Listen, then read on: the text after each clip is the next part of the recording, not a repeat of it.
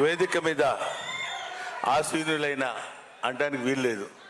ముందు కూర్చున్న వాళ్ళందరికీ చిన్న పెద్ద తారతమ్యం లేకుండా అందరికీ నా హృదయపూర్వకమైన నమస్కారాలు తెలియజేసుకుంటున్నాను. ఇప్పుడే మా అమ్మాయి చెప్పింది, ఎవరి ఫేస్ చూస్తే పంచి పెడతారో ఆయన మీమ్స్ గాడ్ బ్రహ్మానందం గారిని వేదిక మీదకి రావాల్సిందిగా కోరుతున్నానన్నారు. చాలా సంతోషం. కానీ ఇప్పుడు ఇక్కడ మాట్లాడవలసింది కన్నప్ప సినిమా గురించి. కన్నప్ప సినిమాలో మోహన్ బాబు గారికి నా మీద ఉన్నటువంటి వాత్సల్యం చేత బ్రహ్మానందాన్ని ఏదో రకంగా ఈ సినిమాలో పెట్టాలి కాదు, ఇరికించాలి అని నన్ను క్యారెక్టర్స్ పెట్టారు. అందువల్ల సినిమా ఆద్యంతం భక్తిరస ప్రధానమైన సినిమా కాబట్టి మనం మాట్లాడేటప్పుడు ఒళ్ళు దగ్గర పెట్టుకొని మాట్లాడాల్సిన అవసరం ఉంది. ఇది చాలామంది కన్నప్ప సినిమా అంటే కన్నప్పకి సంబంధించినటువంటి ఇంతకుముందు బోల్డ్ సినిమాలు వచ్చినాయండి, ఆ సినిమాల్లో కన్నప్ప అలా చేశాడు ఇలా చేశాడు. వాస్తవానికి మనలో కన్నప్పని ఎవడు చూశాడు?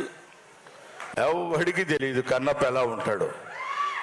ఎక్కడ శివభక్తిని యొక్కిని తనలో తాదాత్మ్యత చెంది ఆ క్యారెక్టర్ని అద్భుతంగా పండించగలిగిన ఏ నటుడైనా కన్నప్పే. ఏ నటుడు Shiva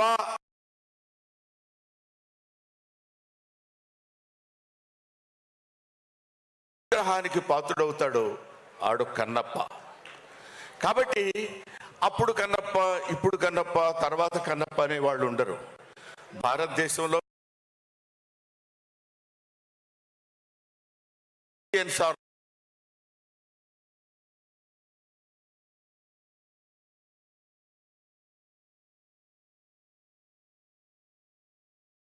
anything, they are simply భక్తులు మాత్రమే.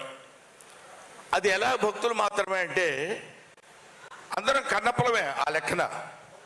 ఆయన ఏమన్నాడంటే, కొంచెం పైనున్న మిత్రులకి కాస్త కొంచెం ఇబ్బంది కలిగిన పూర్వ ఆశ్రమంలో తెలుగు లెక్చరర్ కాబట్టి ఒక చిన్న ముక్క చెప్పి దాన్ని ఉదహరిస్తాను మీ ముందు. ఇక్కడ భక్త కన్నప్ప అంటే కన్నప్ప శ్రీకాళహస్తీశ్వర శతకము, శ్రీకాళహస్తీశ్వర మహత్యము. శ్రీ అంటే సాలెపురుగు, కాళము అంటే పాము, హస్తి అంటే ఏను. శ్రీకాళహస్తి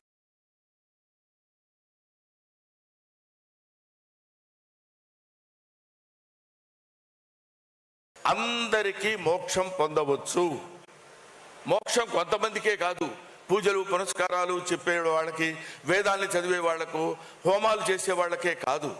ఏ వేదంబు పఠించే లూత, లూత అంటే సాలెపురుగు చదువుకుంది. ఏ వేదం లూత భుజగంబు ఏ శాస్త్రములు చూచాను. పాము ఏ శాస్త్రాలు చూసింది?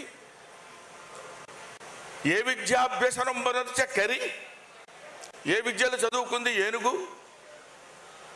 చెంచు ఏ మంత్రం ఊహించాను. చెంచు అంటే ఇప్పుడు మన కథ కన్నును తీసి అప్పకి అర్పించిన వాడు కన్నప్ప. అటువంటి వాడు వీళ్ళందరినీ సమానమైనటువంటి దృష్టి. ఎవడైతే నన్ను ఆత్మార్పణ చేసుకొని తన ఆత్మని నా పాదాల దగ్గర నైవేద్యంగా పెడతాడో వాడికి నేను మోక్షాన్ని ప్రసాదిస్తాను. వాడు మానవుడే అవ్వక్కర్లా, జంతువైనా పర్వాలేదు, కీటకమైనా పర్వాలేదు, క్రిమి అయినా పర్వాలేదు, సాలెపురుగైనా పర్వాలేదు, పామైనా పర్వాలేదు, ఏనుగైనా పర్వాలేదు. ఆఖరికి ఎటువంటి కన్నప్పంటే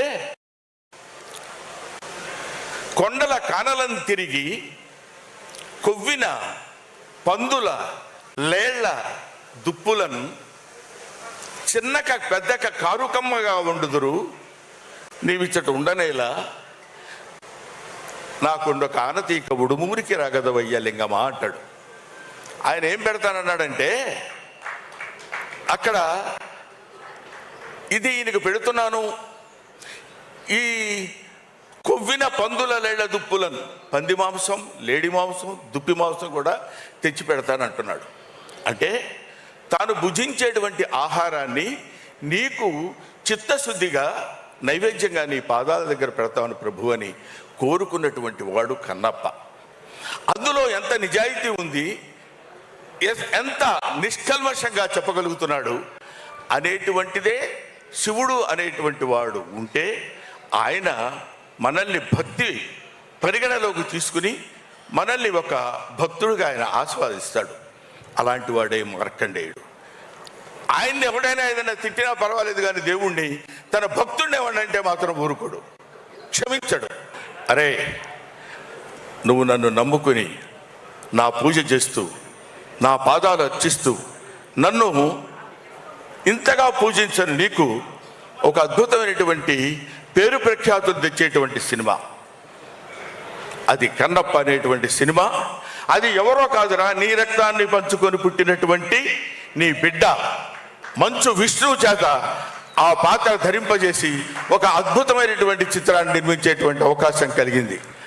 అది ఈ మధ్య ఆయన జ్యోతిర్లింగాలు అన్ని లింగాలు దర్శించుకుని వచ్చాడు. ముఖ్యంగా మన కాళహస్తిలో ఉన్నది వాయులింగం. గాలి ఎక్కడైతే ఉంటుందో అక్కడ అన్ని చోట్ల శివుడు ఉన్నాడని చెప్పేటువంటి పరమభక్తి తత్వ చిత్రం కన్నప్ప. అందుకనే దీన్ని గ్లోబలైజేషన్ అన్నారు. గ్లోబల్ అంటే మన ఇండియాలో నార్త్లో సౌత్లో అటు ఇటు అని కాదు. ఎక్కడ గాలి ఉంటుందో అక్కడ శివుడు ఉన్నాడు, ఎక్కడ గాలి ఉంటుందో అక్కడ శివుడు ఉన్నాడు, ఎక్కడ శివుడు ఉన్నాడో అక్కడ శివభక్తుడు ఉన్నాడు, ఎక్కడ శివభక్తుడు ఉన్నాడో పాపం ఆయన భోళాశంకరుడు శివుడు. ఆయన ఇవన్నీ పట్టించుకోడు. ఎవడో మనల్ని తిడుతున్నాడు, ఎవడో మనల్ని చేస్తున్నాడు, ఎవడో. అందుకనే జగద్గురు శంకరాచార్య గారు ఒక మాట చెప్తారు. ఏమంటారంటే, ఎవడో మీ మీద రాయి వేస్తున్నాడు అనుకోండి, ఏదో తిడుతున్నాడు అనుకోండి, అవి మీరు పట్టించుకోకూడదు. వాడు వేసిన దాన్ని పట్టుకోవడానికి ప్రయత్నం చేస్తే నీ ఎఫర్ట్ నువ్వు ఇబ్బంది పడతావు. దాన్ని వదిలేస్తే అది జారి అక్కడే కొడుతుంది, లేదంటే తిరిగి మళ్ళీ వాడికి తగులుతుంది.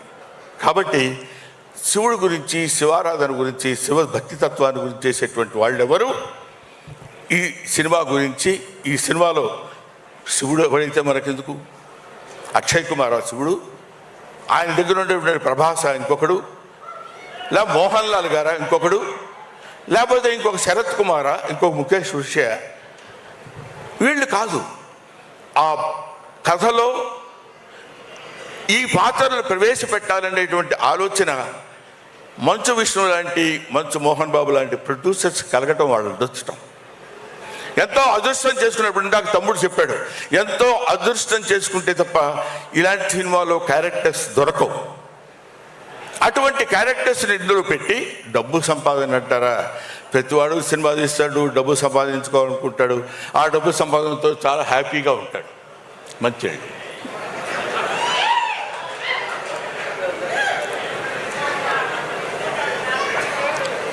ఎవరైనా డబ్బు సంపాదించవచ్చు అద్భుతమైన రీతిలో, ఏ విధంగా అయినా సంపాదించవచ్చు. కానీ డబ్బు సంపాదన, ధనార్జన ఒక సక్రమమైన పద్ధతిలో, సరైనటువంటి ఆలోచనలో, సరైనటువంటి పద్ధతిలో సంపాదిస్తే అందులో ఈ భక్తి రసమైనటువంటి ద్వారాన్ని ఎన్నుకుని ఎన్నో అందుకనే చాలామంది ఈ సినిమా ఏంటంటే మొదలుపెట్టిన దగ్గర నుంచి అన్నీ కష్టాలే అన్నాడు ఎవడో. పరమశివుడు ఊరికినే ముక్తిని ప్రసాదించాడు. 10 కాలాల పాటు విష్ణుబాబు కన్నప్పగా నిలబడిపోతాడు అని చేయటానికి ఇలాంటి కష్టాలన్నీ పెడుతూనే ఉంటాడు. మీకు ఇంకొక విషయం, లోక కళ్యాణార్థమై వర్షం పడే ముందు ఉరువులు, మెరుపులు, దడదడలు, సౌండ్స్ తప్పవు. అందుకే ఆయనకి ఇలాంటి, అందులో మోహన్ బాబు గారిది తోలు మామూలుగా మనం లెదర్తో చేసిన గుండె కాదు, అతుంది అదొక స్టీలు. దాన్ని ఎన్నన్నానండి అలా పెట్టి ఊరుకుంటాడు తప్ప, కొట్టుకుంటారు ఆయన్ని కొట్టుకుంటారో అని చెప్పగలిగినటువంటి చావున్నటువంటి వ్యక్తి. దానికి తోడు మోహన్ బాబు గారు ఇన్ని సంవత్సరాల శివపూజ ఫలితంగా తన కుమారుడైనటువంటి విష్ణుబాబుతోటి కన్నప్ప సినిమా తీయాలనుకోవడం ఒక అద్భుతమైనటువంటి ఆలోచన. అది ఆయనకు కలిగిందని ఆయన అనుకుంటాడు, నేను అద్భుతమైన నటన ప్రదర్శించానని విష్ణుబాబు అనుకోవచ్చు, ఇందులో నటించిన వాళ్ళు అనుకోవచ్చు. ఇదంతా ఈశ్వరేచ్ఛ అనేది మాత్రం మనం తెలుసుకోవాలి. ఆయన చేసినటువంటి డిజైన్లో మనందరం చిన్న చిన్న పావులు మాత్రమే, మనం చేసి తీరాలి. నాకు తెలిసి ప్రభుదేవా ఉన్నాడు. ప్రభుదేవాన్ని దీనికి ఎందుకు సెలెక్ట్ చేసుకున్నాడో నాకు అర్థం కాలేదు, నాకు తెలియదు.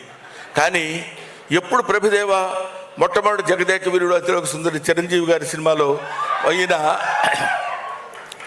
కొరియోగ్రఫీ చేయడానికి వచ్చినప్పుడు విభూది ఇలా పెట్టుకొని వచ్చేవాడు. ఎవరి కుర్రాడు అనుకున్నాను నేను, అప్పుడు నాకు తెలియదు.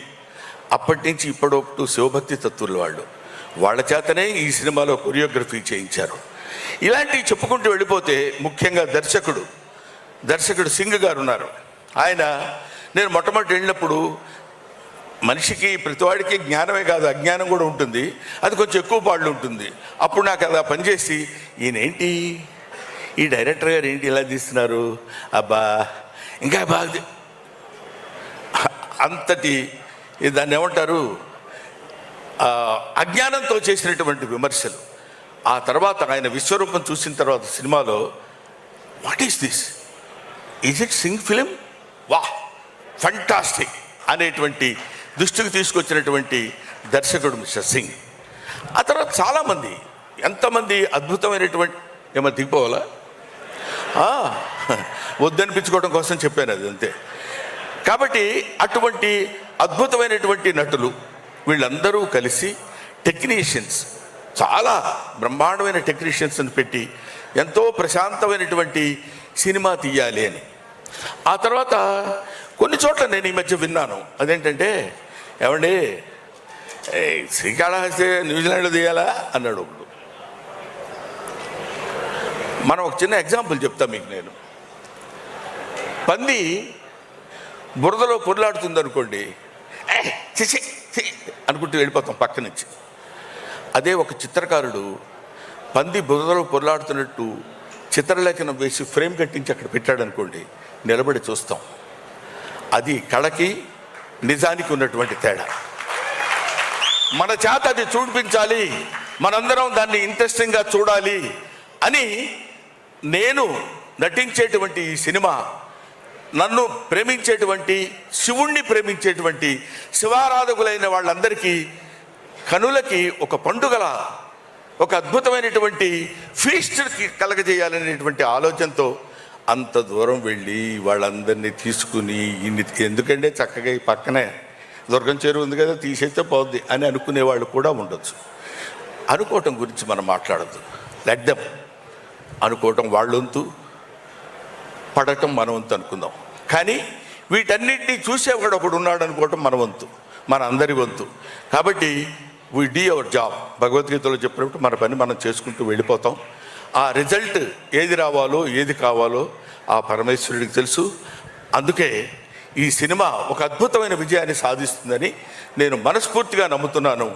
నమ్మి తీరాలి ఎవడైనా. ఆ సినిమా చూసిన తర్వాత మరీ ఇంకా తెలుస్తుంది. ముఖ్యంగా come to the artistic points. ముందుగా మోహన్ బాబు గారి గురించి చెప్పాలి.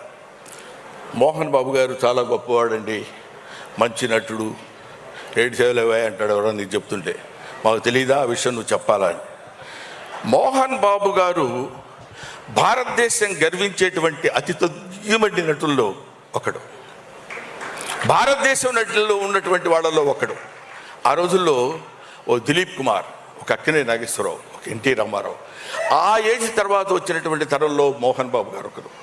ఏమయ్యా నిన్ను హైదరాబాద్ నుంచి పొగిడించుకోవడం కోసం పిలిచాడా ఆయన మీరు అడగొచ్చు. చొక్కా పట్టుకుని అడిగినా నేను చెప్పే పాయింట్ ఒకటే, ఒక డైలాగ్ చెప్పాడు అంటే ఇలాగే చెప్పాలి కదా అనిపిస్తుంది. వోకల్ కార్డ్స్ నాకు అలాగే 10 నిమిషాలు నేను మాట్లాడమంటే మాట్లాడాను. భగవంతుడు ఆయనకి ఇచ్చినటువంటి స్వరం అలాంటిది, ఒక అద్భుతమైనటువంటి స్వరధునిని ఆయనకి ఇచ్చాడు.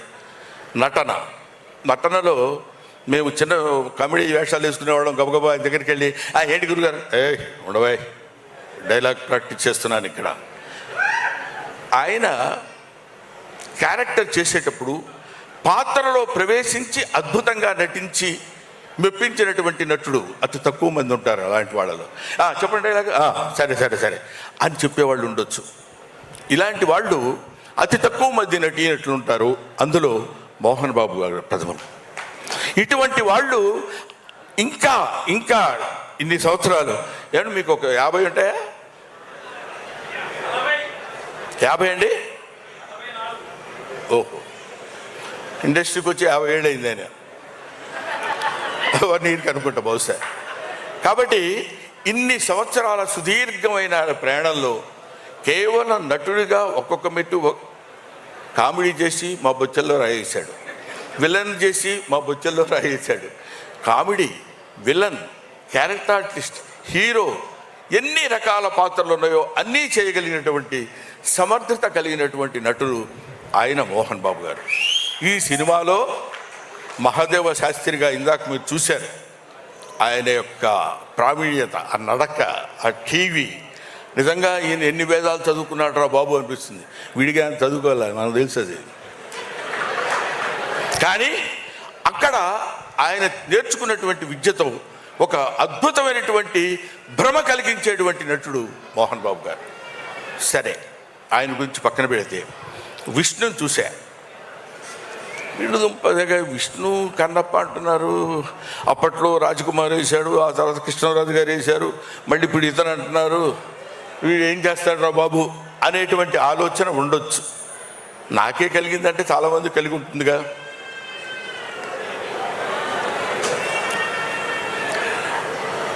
విష్ణు యాక్ట్ చేసేటప్పుడు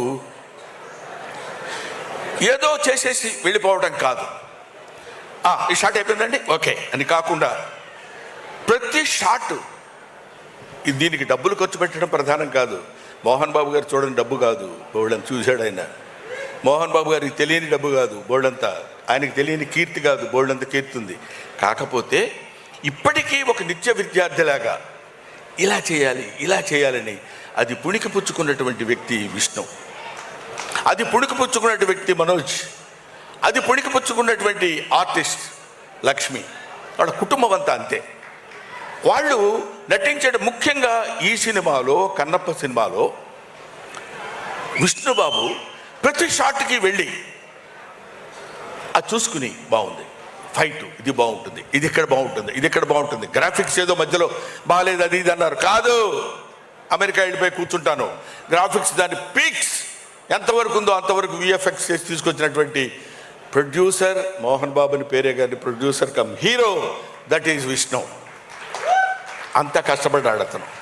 ఈ సినిమాలో నటించిన వాళ్ళు ఇంకా మోహన్ లాల్ తమిళనాడు, అదే మలయాళంలో అతను, శరత్ కుమార్, అక్షయ్ కుమార్, వీళ్ళందరూ వాళ్ళ యొక్క శక్తిని ఎందుకు అంత కష్టపడి ఈ సినిమాలో యాక్ట్ చేశారు అంటే, సినిమాలో ఉన్నది గుండెకాయ, ఆయువు పట్టు, శివుడు పరమేశ్వరుడు.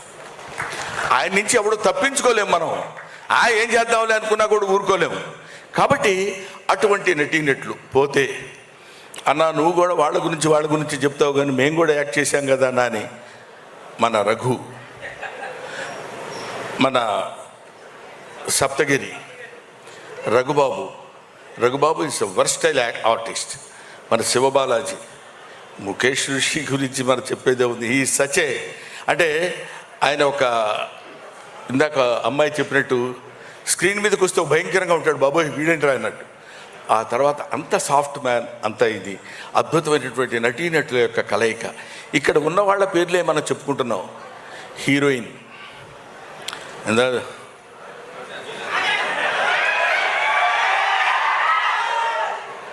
అది ఒక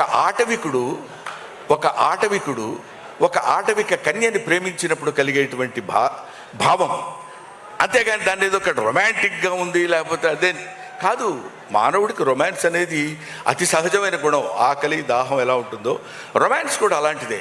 అటువంటిది ఆటవికుడైన వాడు ఎట్లా ఉంటాడు, దానికి ఆ ఆటవిక లక్షణాలతో కూడి ఒక అద్భుతమైనటువంటి తెలియకుండా దొంగ ఎదురుగా ఉన్నాడు ప్రభుదేవ. అది గీత దాటకుండా, పరిధి దాటకుండా చించ్ అని కాకుండా ఏదేదో ఊపటాలు లాంటివి చేయకుండా అందంగా అది శృంగారం మితిమీరకుండా చేసి చూపించినటువంటి వ్యక్తి ప్రభుదేవ అయితే ఒక అద్భుతమైనటువంటి క్యారెక్టర్ చేశాడు. అటు ఆ తర్వాత ఏముంది సరే చేసేద్దామని కాకుండా కొన్ని నెలలు, కొన్ని రోజులు, కొన్ని నెలలు, ఇంచుమించు 1 సంవత్సరం పాటు బాడీని ఇనప వీటితోటి కొట్టి రాళ్ళలా తేల్చి, అంటే అడవుల్లో తిరిగేవాడు బండవుడు ఎలా ఉండాలి అలాగే ఉండాలని జుట్టు పెంచి గడ్డం పెంచి గడ్డం 45 రకాలు చూసి ఎలా ఉంటే బాగుంటుంది, ఎలా ఉంటే చేస్తే బాగుంటుందని అద్భుతమైనటువంటి రూపకల్పన చేసిన వాడు విష్ణు.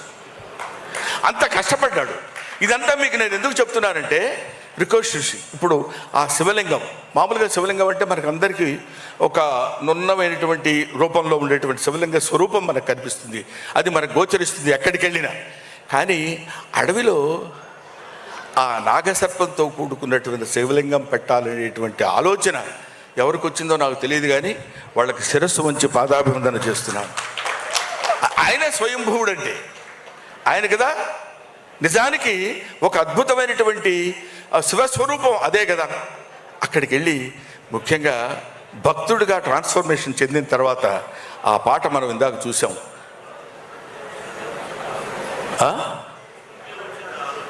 ఇది మేము మాట్లాడుతున్నప్పుడు మీరు డిస్టర్బ్ చేయకండి సార్.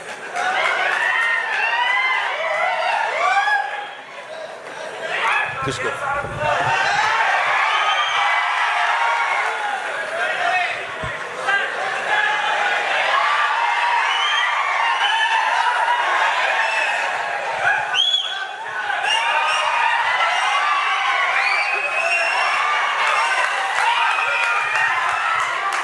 అది అటువంటి అంటే ఊరికే జస్ట్ కామెడీ కోసం అలా చేశాను, లేకపోతే ఆయన ఊరుకుంటాడా? ముక్కల కింద నరికేస్తాడు, మామూలు కాదు.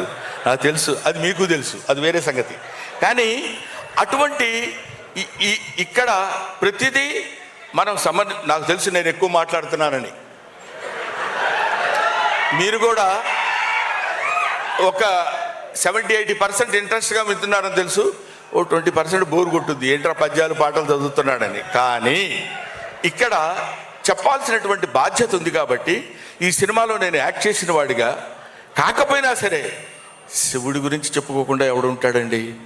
పైగా మన వెంకట్రావు 35 సంవత్సరాల క్రితం వెంకట్రావు గారు, ఎందుకంటే ఎమ్మెల్యే గారు కాబట్టి అలా అనాలి. మేమిద్దరం కో-ఆర్టిస్టులం సత్యాగ్రహం అనే సినిమాలో కలిసి నటించాం. ఈ గుంటూరు నాకు బాగా పరిచయమైనటువంటి స్థలం. ఈ గుంటూరులో ఏది ఎక్కడ ఉంటుందో మాకు తెలుసు, ఓవర్ బ్రిడ్జ్ ఎక్కడ ఉంటుందో, నాసంగిరి ఎక్కడ ఉంటుందో, జిన్నా టవర్ ఎక్కడ ఉంటుందో అన్నీ తెలిసిన వ్యక్తిని. నేను ఇక్కడ చదువుకున్నాను. ఒక్క మాటలో చెప్పాలంటే ఈ ఊరు వచ్చి లారీలకి పెయింటింగ్ కూడా వేశాను నేను. సరే, అదో పద్ధతి. ఇది చెప్పడానికి ఎందుకే ఎంతసేపు అరుస్తున్నావు అనుకోవచ్చు మీరు.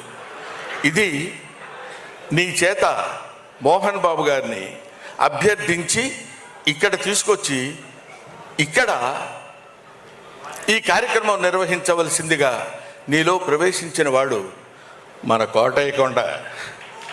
కోటప్పకొండ వాడు ఉన్నాడు.